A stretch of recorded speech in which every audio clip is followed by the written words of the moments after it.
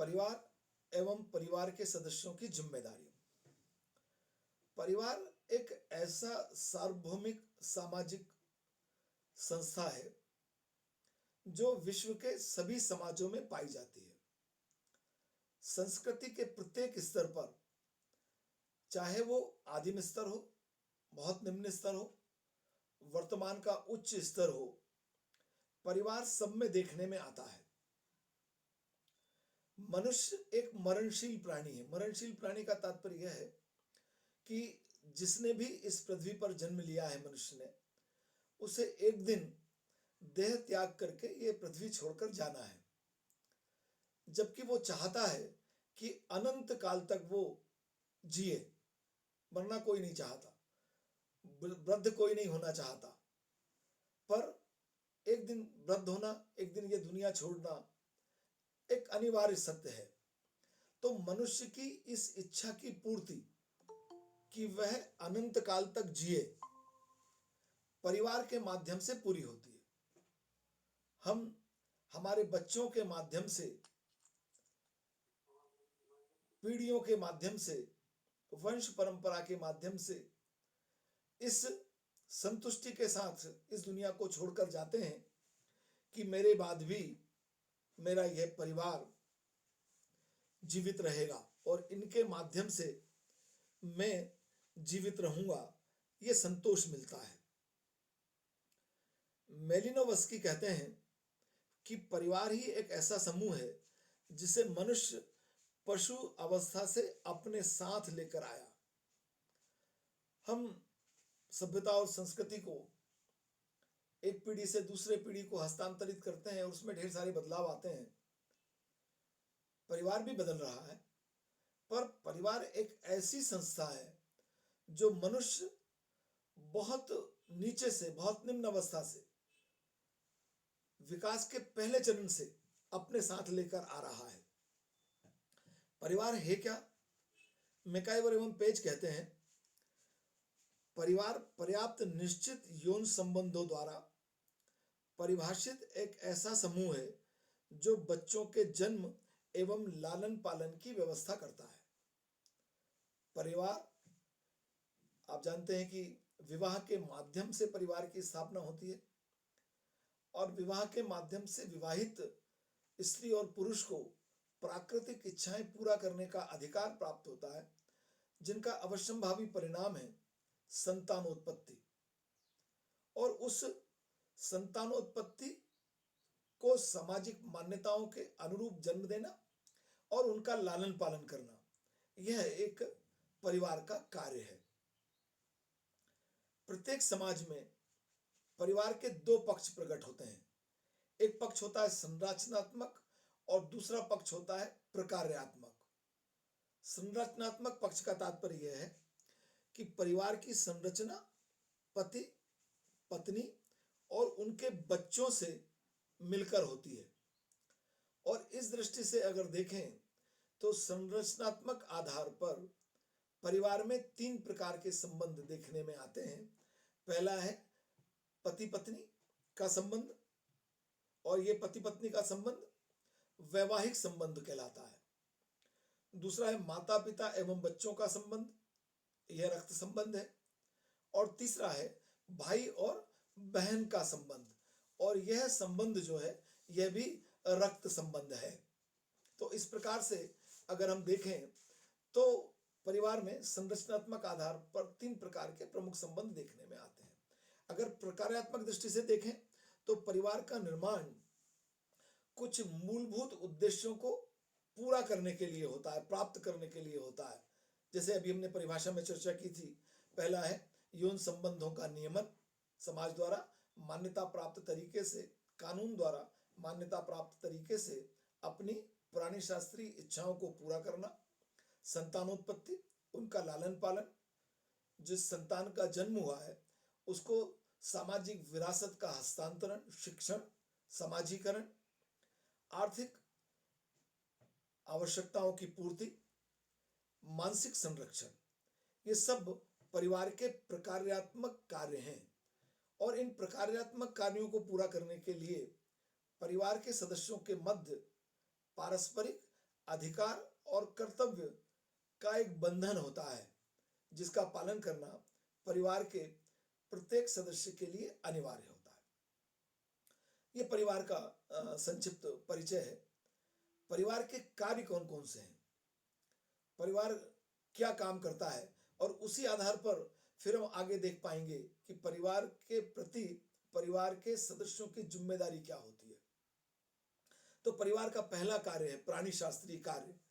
उस प्राणी शास्त्रीय कार्य के अंतर्गत शामिल हैं यौन इच्छाओं की पूर्ति, संतानोत्पत्ति और प्रजाति की निरंतरता।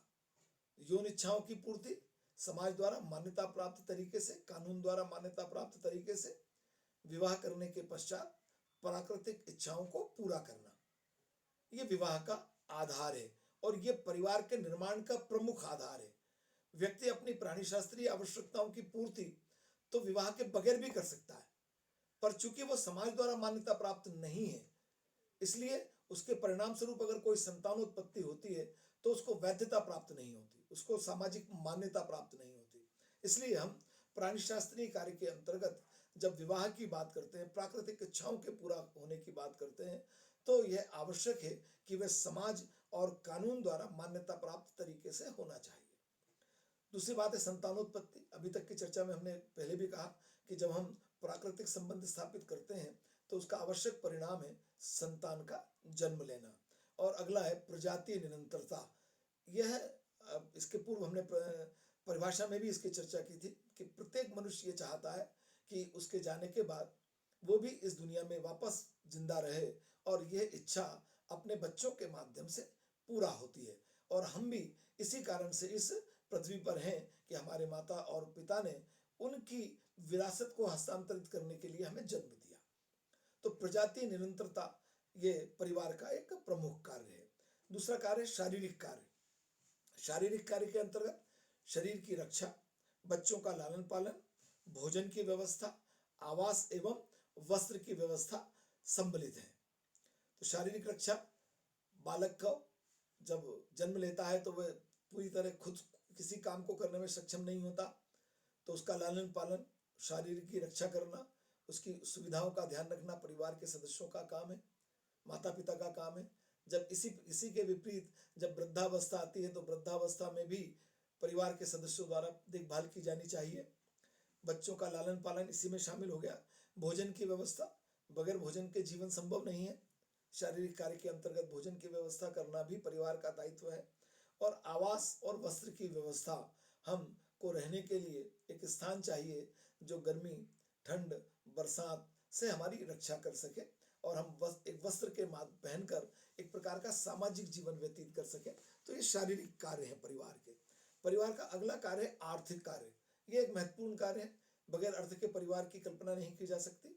इसमें है उत्तराधिकार का निर्धारण, श्रम विभाजन, उत्पादन का केंद्र और संपत्ति की सुरक्षा।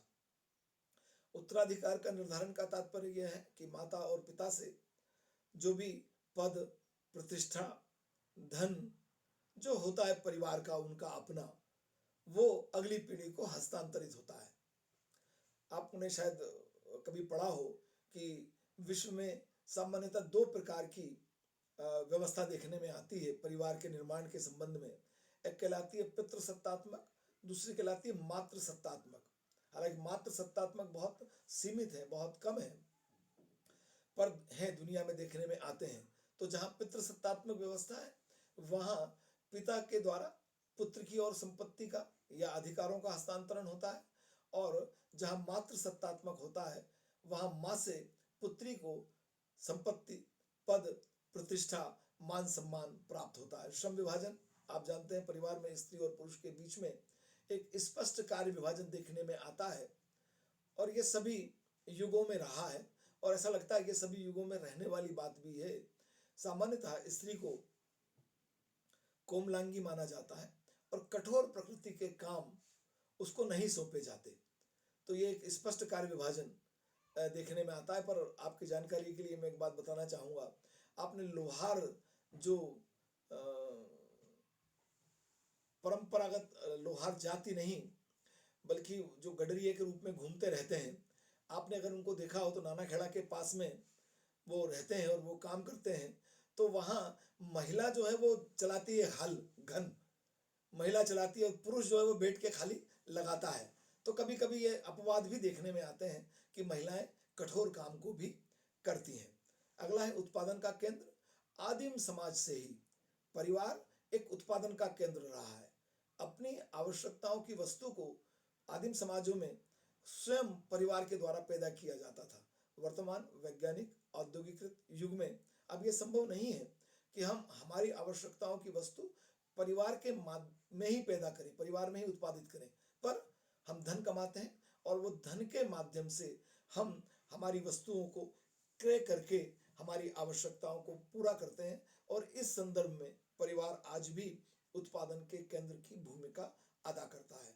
और संपत्ति की सुरक्षा, परिवार अपने प्रयासों के द्वारा, उनके सदस्यों द्वारा जो संपत्ति अर्जित की गई है वो सुरक्षित रहे, संरक्षित रहे, अगली पीढ़ी को उसका हस्तांतरण हो जाए और अगली पीढ़ी भी उनको व्यवस्थित ढंग से खर्च करके उसको संग्रहित करे और बचा के रखे भविष्य के लिए। तो ये सब शिक्षा परिवार के द्वारा प्रदान की जाती है। परिवार के सामाजिक कार्य के अंतर्गत शामिल है पद निश्चित करना, समाजीकरण करना, सामाजिक सुरक्षा प्रदान करना, सामाजिक नियंत्रण करना, सभ्यता एवं संस्कृति का हस्तांतरण करना, जीवन साथी का चुनाव करना, प्रेम की शिक्षा देना, सामंजस्य की शिक्षा देना और आज्ञा पालन की सीख देना, ये सब परिवार के कार्य हैं। पद निश्चित करना मतलब परिवार में आपने इस बात को देखा होगा कि एक स्त्री और पुरुष के बीच में काम कार्य का विभाजन है, पर दादा दादी, पिता, माता, भाई, बहन, चाचा, चाची, जो अनेक प्रकार के पद हैं, इन पदों के अनुरूप परिवार के सदस्यों से भूमिका के निर्वाह करने की अपेक्षा की जाती है। सामाजीकरण क्या है?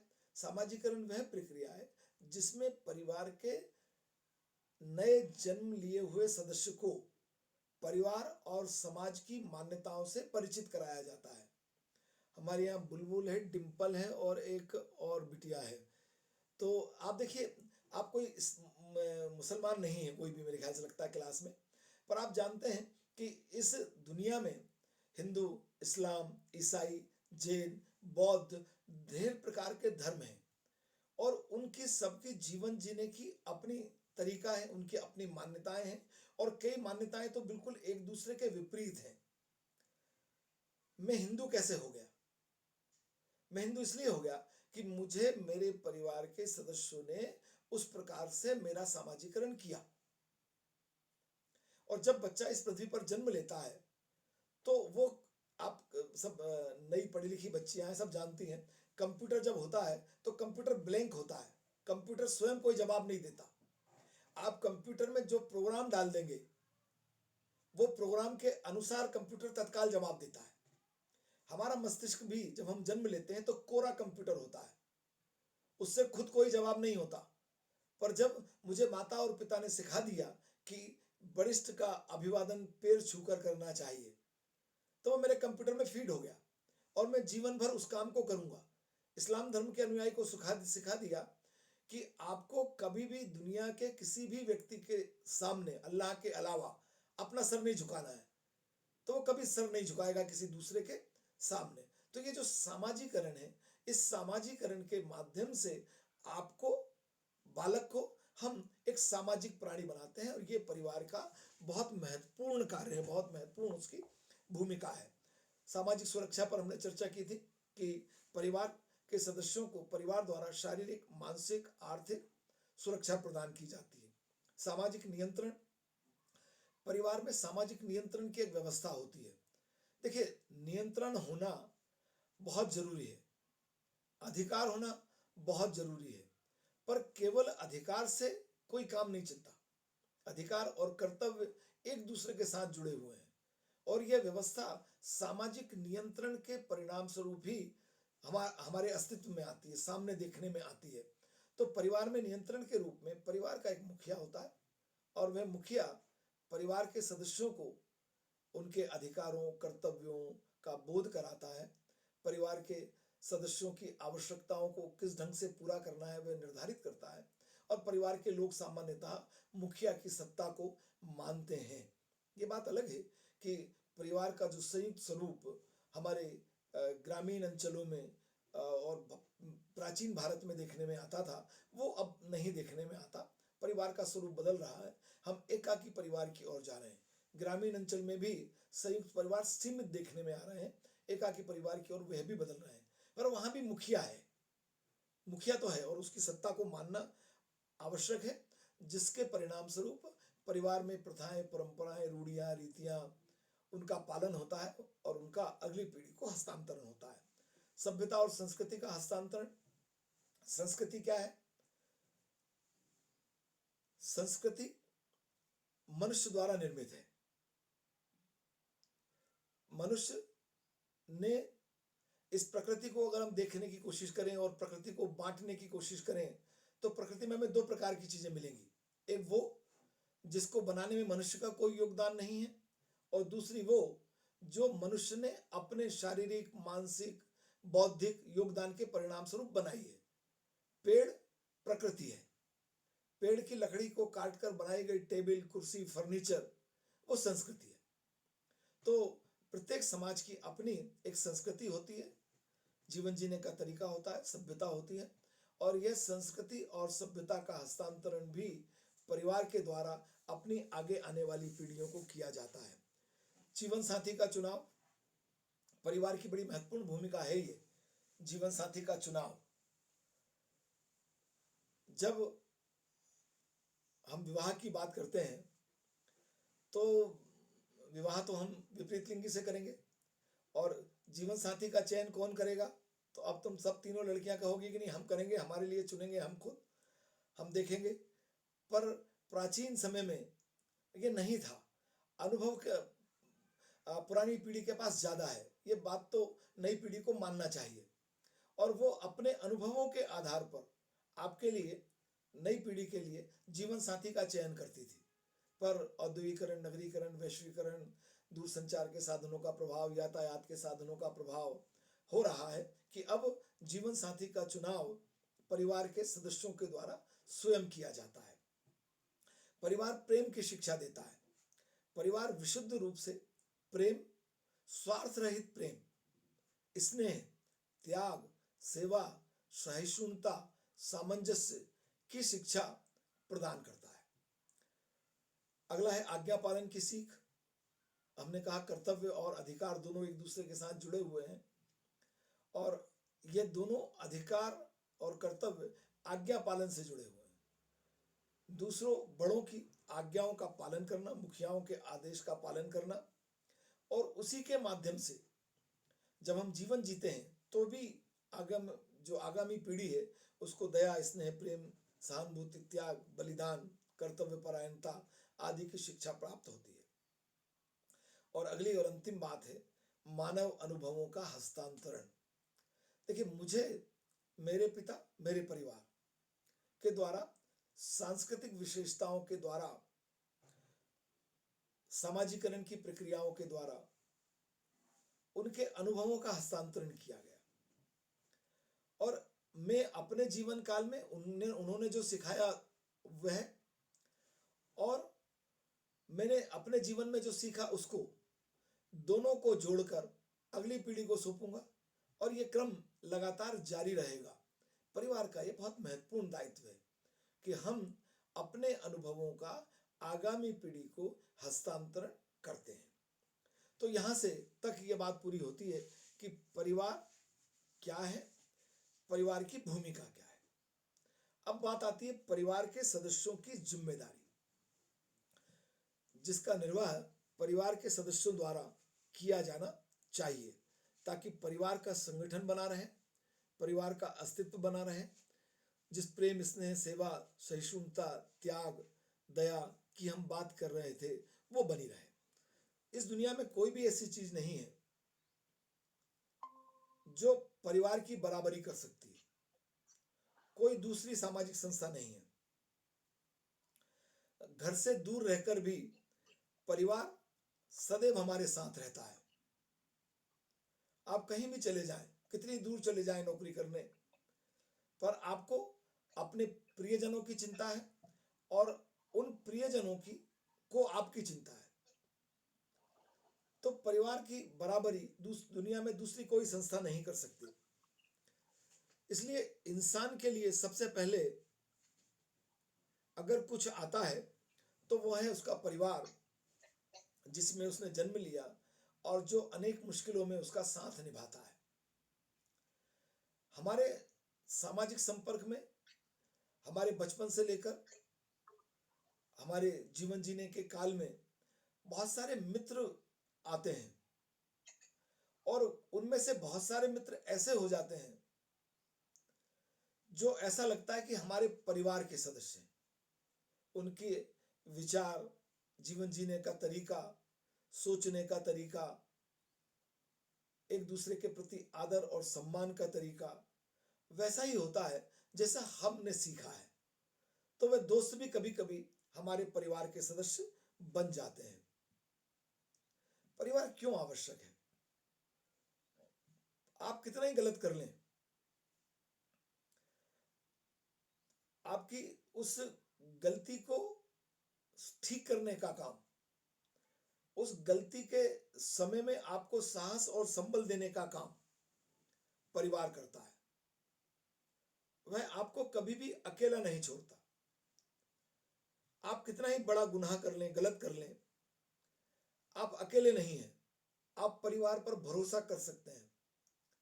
और इसी का परिणाम आपने देखा होगा कि जो चोर होता है, जो डाकू है, जो बलात्कारी है, उसका परिवार भी कोर्ट में उसकी पैरवी करता है कि मेरा बच्चा ऐसा नहीं कर सकता। ये परिवार की महत्ता को स्पष्ट करने वाली बात है। लेकिन क्या आपको ऐसा लगता है कि परिवार ने आपके प्रति जिन जिम्मेदारियों को निभाया है, आपको भी परिवार के प्रति उसी प्रकार से जिम्मेदारियों का निर्वाह तब करना चाहिए जब आप इस सामर्थ्य में आ जाएं, शिक्षा प्राप्त कर लें, नौकरी प्राप्त कर लें। तो फिर आपके जब पारिवारिक दायित्व प्रारंभ होते हैं तो परिवार की सेवा, संरक्षण, सामाजिक सुरक्षा देने का दायित्व अब आपका है परिवार के प्रति। हमें उसे वह सब वापस करना चाहिए जो हमें मिला उनसे। और यह हमारा फर्ज है कि हम परिवार के सभी सदस्यों की जो उनके दायित्व हैं, उनके प्रति दायित्वों को पूरा करें। वो कैसे कर सकते हैं? उसमें पहली बात यह है कि वार्तालाप करना, आपस में बातचीत करना। मतभेद मित्रों में होते हैं और परिवार में भी होते हैं, और उसी का परिणाम है कि आपने बहुत बार देखा होगा माता पिता, भाई बहन, बहन बहन, भाई भाई कि आपस में किसी मुद्दे पर बहस हो जाती है। पर वो बहस क्या लड़ाई है? नहीं है। वो बहस किसी विषय पर एक निर्णय पर पहुंचने की प्रक्रिया का नाम है। और अगर उस प्रक्रिया में कभी हमारे बीच में मनमुटाव पैदा भी हो जाए तो यह बहुत जरूरी चीज है कि हम आपस में बातचीत करें, वार्तालाप करें और उन मनमुटाव को दूर करने का प्रयास करें। आधुनिक जमाने में जिंदगी बहुत व्यस्त है और इस व्यस्त जिंदगी में आपको कई बार अपने स्वयं के लिए भी समय नहीं मिलता। हमें ऐसा लगता है कि अरे इतना सारा काम पड़ा हुआ है और मेरे पास समय नहीं है, तो परिवार के लिए वक्त निकालना थोड़ा मुश्किल पड़ता है। पर परिवार का कोई विकल्प नहीं है। इसलिए परिवार के लिए आवश्यक रूप से समय निकालिए, उनसे बातचीत कीजिए, वार्तालाप कीजिए। अगला बिंदु है जिस पे मैं बात करना चाहूंगा वो है अपनी जिम्मेदारी को स्वीकार कीजिए। एक आयु प्राप्त कर लेने के बाद परिवार आपसे पारिवारिक दायित्वों को पूरा करने की अपेक्षा करता है। उनकी उम्मीद आपसे बढ़ जाती है। परिवार के लोग चाहते हैं कि आप जो उनके दायित्व हैं उन दायित्वों को पूरा करने में उनका सहयोग करें, उनकी सहायता करें, सहभागिता करें। इसका मतलब यह नहीं होता कि वे आप पर कोई दबाव बनाना चाहते हैं। दबाव नहीं है, वो स्नेह है, वो प्रेम है कि वो चाहते हैं कि आप अपनी जिम्मेदारी को स्वीकार करें। और जब परिवारजनों को इस बात का एहसास होता है कि उनका बेटा या बेटी जिम्मेदार नागरिक बन गया, तो उनके लिए वो क्षण बहुत खुशी का क्षण होता है, बहुत आत्मसम्मान का क्षण होता है। उनमें दुनिया से लड़ने का, दुनिया को बताने का साहस आ जाता है कि देखिए ये मेरा बेटा है, ये मेरी बेटी है। और आप जानते हैं कि हर पिता, हर माँ ये चाहती है कि वो बचपन में आप उसके नाम से जाने जाएं, और एक अवस्था के बाद वो आपके नाम से जाने जाएं। आप जब 30 साल के हो जाएं, तब वो नहीं चाहेंगे कभी भी कि आप जाने जाएं कि वो मैं बिल्कुल नहीं चाहूंगा कि मेरा बेटा 30 साल की उम्र उसकी हो गई और वो इस बात से जाना जाए कि ये खंडेलवाल जी का लड़का है। अब मुझे गौरव तब मिलता है जब कोई ये कहता है कि ये उसके पापा हैं। तो ये जिम्मेदारियों का जब आप एहसास करेंगे, निभाएंगे, तो ये गौरव परिवार को मिलेगा। अगली बात है, परिवार की अपेक्षाओं को पूरा करने का प्रयास करें। परिवार ने आपको बहुत बेहतर ढंग से पालन पोषण दिया है। आपके मन में ये भावना हो सकती है कि मेरा पालन पोषण बहुत बेहतर नहीं हुआ। आपको ऐसा लग सकता है कि वो दूसरा जो भाई था, या दूसरा जो पड़ोसी था, उस पड़ोसी के बच्चे को ज्यादा सुख मिला, ज्यादा चीजें मिली, ज्यादा विकल्प मिले, मेरे को नहीं मिले। इसका तात्पर्य यह नहीं है कि आपके परिवारजन, आपके माता और पिता ने आपकी वो इच्छा पूरा करने का प्रयास नहीं किया। पर आप इस बात को बहुत अच्छे से समझिए कि उनकी योग्यता, आर्थिक, सामाजिक, उनके पास उपलब्ध संसाधन से उन्होंने आपको बेहतर से बेहतर देने का प्रयास किया है। इसलिए परिवार के प्रति आप कभी भी रिग्रेट नहीं कर सकते। परिवार के प्रति आपके मन में कभी ये भावना नहीं आ सकती, ना आना चाहिए कि मुझे ये कम मिला। परिवार ने आपको सब कुछ वो देने का प्रयास किया है जो वो अपने प्रयासों से आपको दे सकता था। वो जितना कमा के ला सकते थे, चोरी करके तो नहीं ला सकते थे। चोरी करके पालन पोषण करते तो शायद आपको भी आज अच्छा नहीं लगता कि हमारे माता और पिता ने अनैतिक ढंग से हमारा पालन पोषण किया। तो इसलिए बगैर इस बात को ध्यान में रखे कि आपको परिवार से क्या मिला, आपको परिवार की अपेक्षाओं को पूरा करने का प्रयास करना चाहिए। कौन से तरीके से?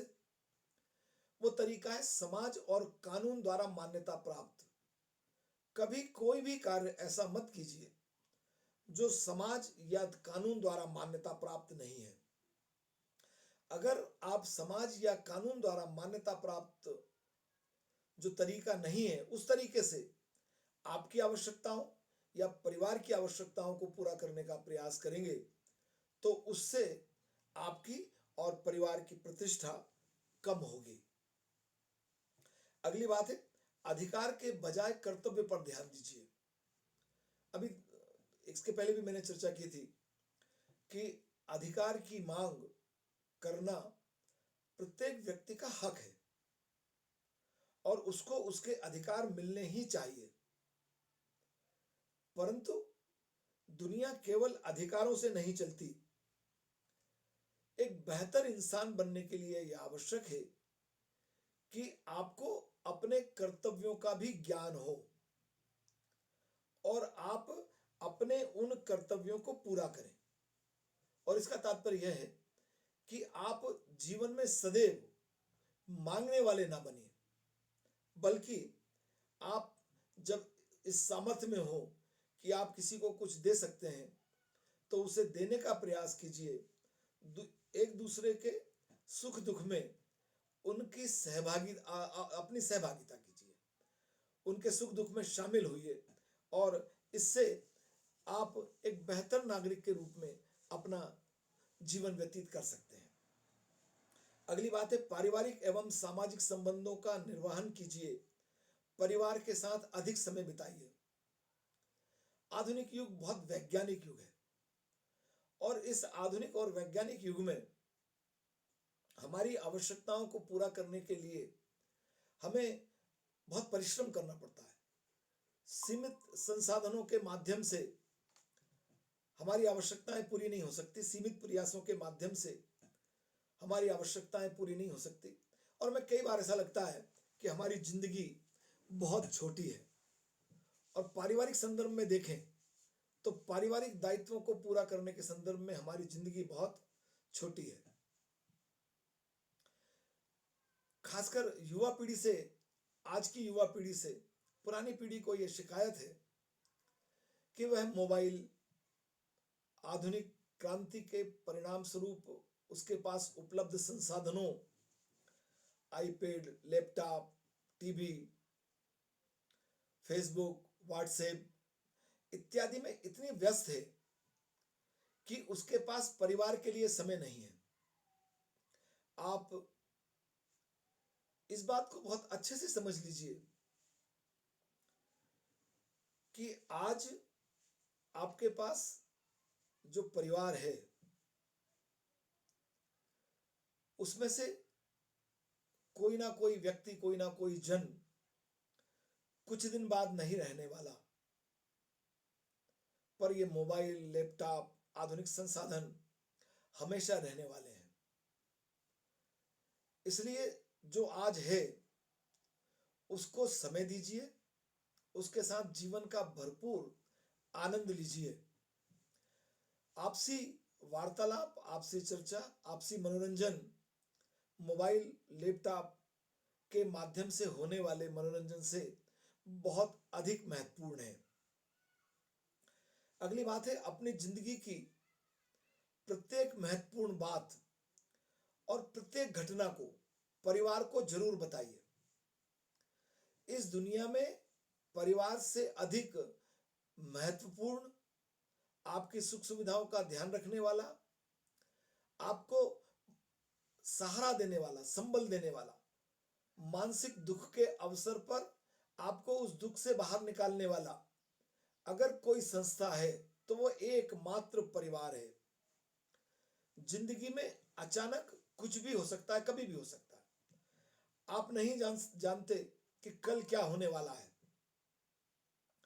आपने वो, मैं एक्टर का नाम भूल रहा हूं, सुशांत सिंह राजपूत।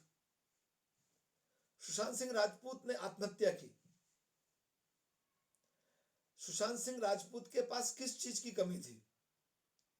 मान, सम्मान, पद, प्रतिष्ठा, धन, सब कुछ था।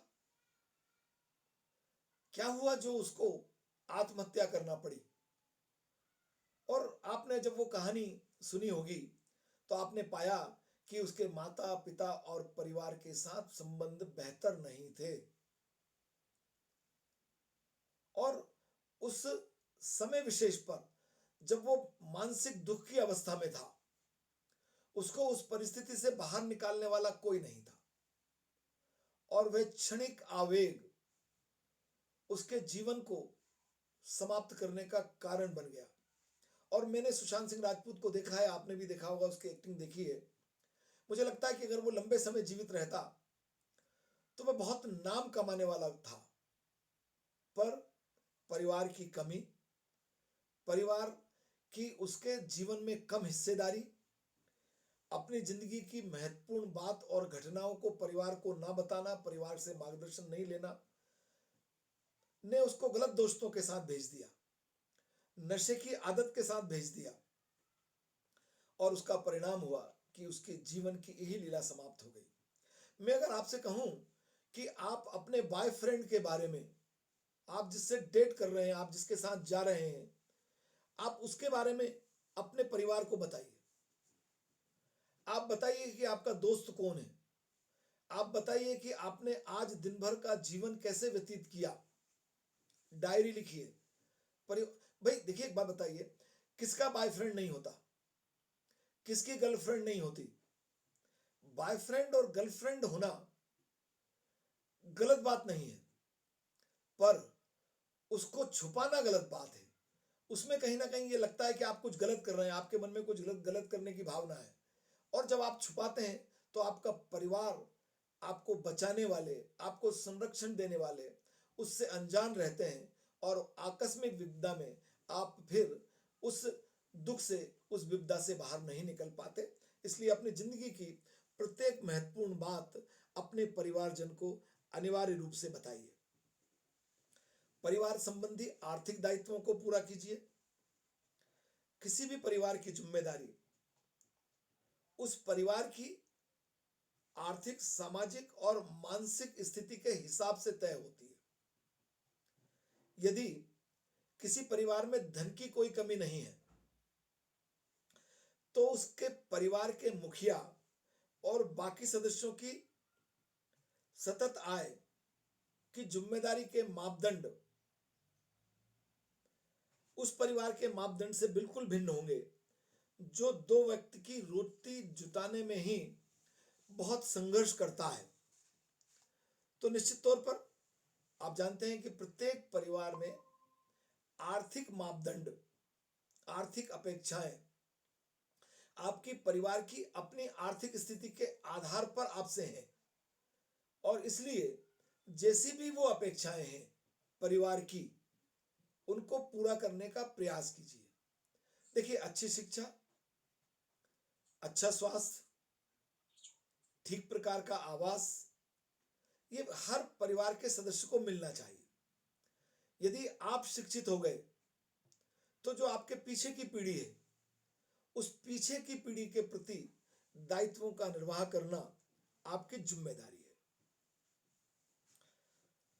अगली बात है, पारिवारिक जीवन में जो आपकी जिम्मेदारियां हैं उनका निर्वहन कीजिए। वर्तमान जो भारतीय समाज की अगर हम बात करें तो हमारा भारतीय समाज पाश्चात्य समाजों के समान उन्मुक्त नहीं है। और उन्मुक्त समाजों में जो बच्चे हैं, उन बच्चों के अपने माता पिता के साथ रिश्ते अलग ढंग के हैं। भारतीय समाज में बिल्कुल अलग ढंग के हैं। जो उन्मुक्त समाज है, आर्थिक रूप से सक्षम समाज है, अमेरिका और ऐसे विश्व के बहुत सारे समाज हैं, नीदरलैंड, नॉर्वे, जहां बच्चे राष्ट्र की संपत्ति है। आप बच्चों को वहां डांट नहीं सकते, मार नहीं सकते। बच्चों की शिक्षा का ध्यान सरकार के द्वारा रखा जाता है। तो व्यक्तिगत स्वतंत्रता का कितना ही उच्चतम स्तर उन समाजों में हो, भारतीय समाज में वैसा उच्चतम स्तर नहीं है। और उसका दुष्परिणाम यह है कि भारतीय समाज में परिवार के दायित्व आज भी परिवार के हैं। राज्य ने उनका अतिक्रमण नहीं किया। उन्नत और विकसित समाजों में, उन्मुक्त समाजों में, आर्थिक रूप से सक्षम राष्ट्रों में परिवार के अधिकारों का अतिक्रमण राज्य के द्वारा कर लिया गया। हमारे यहाँ नहीं है, और उसका परिणाम यह है कि जिस बालक को शिक्षा मिलनी चाहिए, उसके स्वास्थ्य पर ध्यान देना चाहिए, वो भिक्षावृत्ति में लगा हुआ है, बाल मजदूरी में लगा हुआ है। और ये हमारे देश के लिए बहुत घातक, विध्वंसक और नई पीढ़ी के लिए बहुत दुर्भाग्यपूर्ण बात है। इसे बदला जाना चाहिए। इसके लिए प्रयास करना आपकी जिम्मेदारी है कि आप अपने परिवार की जिम्मेदारी का निर्वहन भी करें और राष्ट्र के प्रति राष्ट्रीय जिम्मेदारी का भी निर्वहन करें। और अंतिम बात जो मैं कहना चाहूंगा वो है, निजी और सार्वजनिक जीवन में शुचिता, स्वच्छता, ईमानदारी के मापदंडों को बनाए रखिए। एक पारिवारिक जीवन जब हम जीते हैं और जब हमारी ये इच्छा होती है कि हमारे परिवारजनों की सभी प्रकार की आवश्यकताएं पूरी हों, एन कैन प्रकारें, तो ये आवश्यकता पूरी करने का प्रयास हमें सामाजिक जीवन के मानदंडों की अनदेखी करने को प्रेरित करता है और ये ठीक नहीं है। हम सामाजिक जीवन के मानदंडों का पालन करें। आपको संगीत सुनने का बहुत शौक है, आपको संगीत सुनने से कोई रोक नहीं सकता, सुनना चाहिए। पर आपको संगीत सुनते समय इस बात का ध्यान रखना चाहिए कि उस संगीत के यंत्र की आवाज कितनी होगी। क्या उससे पड़ोसी को पूजा करने में, पढ़ाई करने में कोई बाधा उपस्थित हो रही है? और अगर ऐसा है तब हमें ऐसा बिल्कुल नहीं करना चाहिए। ये जो स्वच्छता का अभियान चला है, इससे हमारे सामाजिक जीवन में बहुत परिवर्तन आया है और आना चाहिए। जब हम दिवाली पर पटाखे चलाते हैं तो अगर कोई कह रहा है कि पटाखे चलाने का समय रात को 10 बजे तक है, तो आप 10 बजे तक चलाइए ना, खूब चलाइए, खूब आनंद कीजिए। पर जब आप रात को 12 बजे और 2 बजे पटाखे चलाते हैं तो पड़ोस में रहने वाला हार्ट पेशेंट किस तरह परेशान होता है, आप उसकी कल्पना नहीं करते हैं और इसलिए वैसा करते हैं, वैसे पटाखे चलाते हैं। तो यह आपकी जिम्मेदारी को आप अनदेखा कर रहे हैं और आपकी जिम्मेदारी परिवार और समाज दोनों के प्रति है। तो हम एक पारिवारिक नागरिक और सामाजिक नागरिक, राष्ट्रीय नागरिक बनके अपनी पारिवारिक सामाजिक जिम्मेदारियों का पालन करें, जिससे हमारे परिवारजन गौरवान्वित हों, हम गौरवान्वित हों। अब आपके लिए जिस उम्र में आप आ गई हैं, अब परिवारजन के गौरवान्वित होने की बात नहीं है। अब आपके कार्यों के द्वारा परिवार, समाज और राष्ट्र सबको गौरवान्वित होना चाहिए। अब आप में से कोई एक भी अनम्यूट करके मुझे बताएं कि परिवार के सदस्यों की जिम्मेदारी के संबंध में मेरा जो व्याख्यान है, मेरा जो कथन है, वो तो पूरा हुआ, पर मैं जरूर चाहता हूं कि वो संयुक्त राष्ट्र के में अमेरिका की राजदूत एलिजाबेथ के जो विचार हैं वो जैसे के तैसे आपको पढ़कर सुनाऊं, और उसमें आपको लगभग 5-1 मिनट और लगेंगे। तो मैं सुनाऊं आपको या बंद करूं? यस सर, सुनाइए। ओके। तो पारिवारिक जिम्मेदारियों के संबंध में संयुक्त राष्ट्र में अमेरिका की राजदूत सुजेन एलिजाबेथ ने एक बहुत अच्छा कथन किया है, बहुत अच्छा लेख लिखा है, जो परिवार के प्रति हमारी जिम्मेदारियों का हमें एहसास कराता है। सुजेन एलिजाबेथ राइस संयुक्त राष्ट्र में अमेरिका की राजदूत हैं। राइस अफ्रीकी मूल की पहली अमेरिकन महिला है जिन्हें यह जिम्मेदारी सौंपी गई है। 2 बच्चों की मां सुजेन राइस बच्चों के प्रति माता पिता की भावनाओं को अच्छी तरह समझती हैं। एक दीक्षांत समारोह को संबोधित करते हुए उन्होंने नौजवानों से कहा कि वे अपने माता पिता को कभी निराश ना करें। उनके भाषण के अंश, माता पिता की खुशी।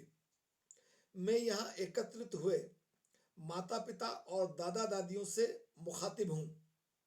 मैं जानती हूँ कि इस मौके पर आप अपने बच्चों की उपलब्धियों को लेकर किस कदर उत्साहित हैं। मैं उनके भविष्य को लेकर आपकी उम्मीदों को अच्छी तरह समझती हूँ। ऐसा ही मौका एक दिन मेरे जीवन में भी आया था। तब मेरे माता पिता कितने खुश थे, मुझे वह दिन आज भी याद है। ऐसे मौके पर बच्चों को नहीं भूलना चाहिए कि उनकी शिक्षा और कैरियर को लेकर उनके परिवार ने कितने सपने देखे हैं। आप उन्हें निराश नहीं कर सकते। बच्चों, मैं आज आपको बधाई देती हूँ, इस उम्मीद के साथ कि आप कॉलेज से बाहर निकलने के बाद अपनी जिम्मेदारियों को समझेंगे और उन्हें निभाएंगे। सबसे अहम, परिवार। मैंने अपने कैरियर में कई अहम जिम्मेदारियां निभाई हैं। बड़े पद के साथ ही आपकी जिम्मेदारी भी बढ़ जाती है। महत्वपूर्ण ओहदों पर रहते हुए आपको कई तरह के त्याग करने पड़ते हैं, लेकिन याद रहे, ऑफिस की जिम्मेदारी के चक्कर में आप परिवार के प्रति अपने दायित्व को कभी ना भूलें। मेरे माता पिता ने मेरी परवरिश में कोई कमी नहीं छोड़ी। मुझे और मेरे भाई को बेहतरीन शिक्षा व अच्छे संस्कार दिए। मैं बड़ी हुई, मेरी शादी और फिर बच्चे। इस दौरान मैं अपने करियर में तेजी से आगे बढ़ रही थी। जब मैं व्हाइट हाउस में एक अहम पद पर तैनात थी, मेरे माता पिता की अचानक तबीयत खराब हो गई। दोनों अस्पताल में भर्ती हो गए। तब मैंने और मेरे भाई ने तय किया कि हम दोनों खुद अस्पताल में मौजूद रहकर माता पिता की देखरेख करेंगे। ये काम किसी सहायक या नौकर पर नहीं छोड़ेंगे। उस समय मेरे माता पिता को मेरी सबसे ज्यादा जरूरत थी। ऑफिस का काम तो कोई भी कर लेगा, लेकिन माता पिता की सेवा एक बेटी ही कर सकती है। इसलिए आप सब इस बात को कभी ना भूलें कि आपकी परवरिश के लिए माता पिता ने अनेक त्याग किए हैं। हमारी उम्मीदें, आपसे बड़ी उम्मीदें हैं। हम चाहते हैं कि आप अपने सपनों को पूरा करें और सही मकसद के साथ आगे बढ़ें। आप वकील बने ताकि लोगों को न्याय दिला सकें। हम चाहते हैं कि आप बेहतरीन डॉक्टर बने ताकि बीमार लोगों का इलाज कर सकें। मैं चाहती हूं कि आप स्वास्थ्य सुधार के क्षेत्र में अहम भूमिका निभाएं।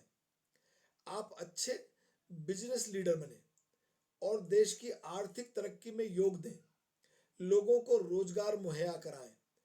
मैं चाहती हूं कि आप में से कोई भी महिला देश की राष्ट्रपति बने।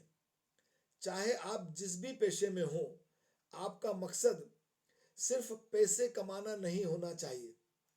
आप समाज को नजरअंदाज करके कभी तरक्की नहीं कर सकते।